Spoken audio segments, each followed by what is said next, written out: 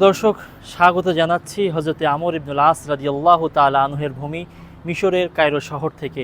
আজ আপনাদের যে ধারাবাহিক ইসলামিক অনুষ্ঠান ইসলামিক রত্ন ও ঐতিহ্যের খোঁজে, এ পর্বে আপনাদেরকে নিয়ে এসেছি ইলমুর রিজাল শাস্ত্রের অন্যতম উজ্জ্বল নক্ষত্র ইবনে হাজার আসকালানী রহমাতুল্লাহ আলাই, যিনি একই সাথে ছিলেন যুগশ্রেষ্ঠ মুহাদ্দিস এবং ছিলেন যুগশ্রেষ্ঠ একজন বিচারক।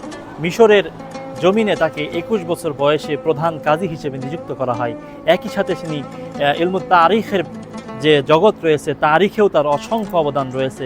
ইলমুর রিজালে তার অসংখ্য অবদান। উলুমুল হাদিস যারা চর্চা করেন এবং গবেষণা করেন তাদের কাছে তার গুরুত্ব অত্যন্ত এবং অতুলনীয়। চলুন দেখতে থাকুন, আপনাদেরকে সংক্ষেপে ইবনে হাজার আসকালানী রহমাতুল্লাহ আলাই এর মাকবারা ঘুরে দেখাচ্ছি।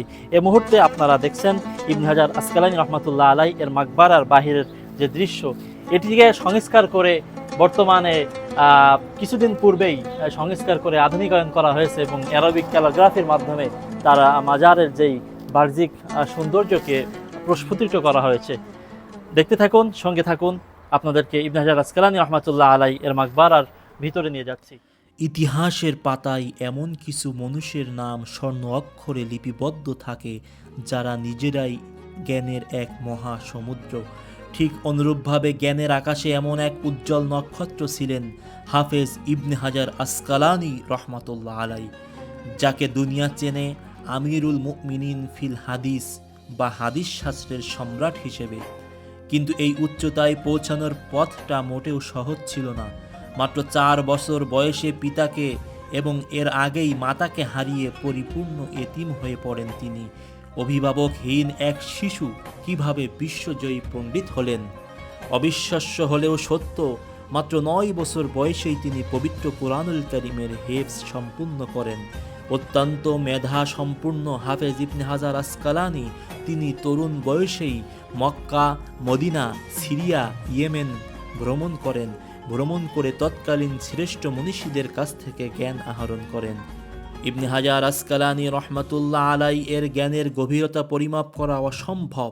তার লেখা বইয়ের সংখ্যা প্রায় 150 শতাধিক এর ঊর্ধ্বে, যার মধ্যে সবচেয়ে বিস্ময়কর হলো সহিহ আল বুখারী এর ব্যাখ্যা গ্রন্থ ফতহুল বারী, যা তিনি দীর্ঘ 25 বছর সময় লাগিয়ে লিখেছিলেন। ধারণা করা হয় তিনি তার পুরো জীবনে 75,000 থেকে 80,000 পৃষ্ঠার মতো লিখে গেছেন। তার জীবন থেকে একটি অনুপ্রেরণামূলক ঘটনা আজও মানুষকে ভাবায়। একবার তিনি মিশরের প্রধান বিচারপতি পোশাকে জাঁকজমকভাবে রাস্তা দিয়ে যাচ্ছিলেন। তখন এক জরাজীর্ণ ইহুদি তেল বিক্রেতা তাকে থামিয়ে প্রশ্ন করল, আপনার নবী বলেছেন দুনিয়া মুমিনের জন্য জেলখানা আর কাফিরের জন্য জান্নাত, কিন্তু আমি কষ্টে আছি আর আপনি শান্তিতে আছেন, এটা কিভাবে সম্ভব?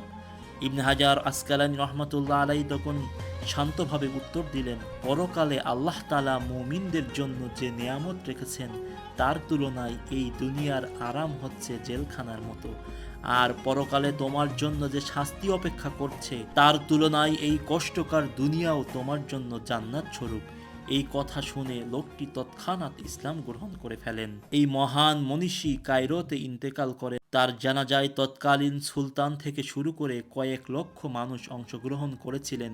ইবনে হাজার আসকালানী রহমাতুল্লাহ আলাই আজ আমাদের মাঝে নেই, কিন্তু তার রেখে যাওয়া ফতহুল বারী বা তাহজিবুত তাহজিবের মতো কিতাবগুলি কিয়ামত পর্যন্ত জ্ঞান পিপাসুদের পথ দেখাবে।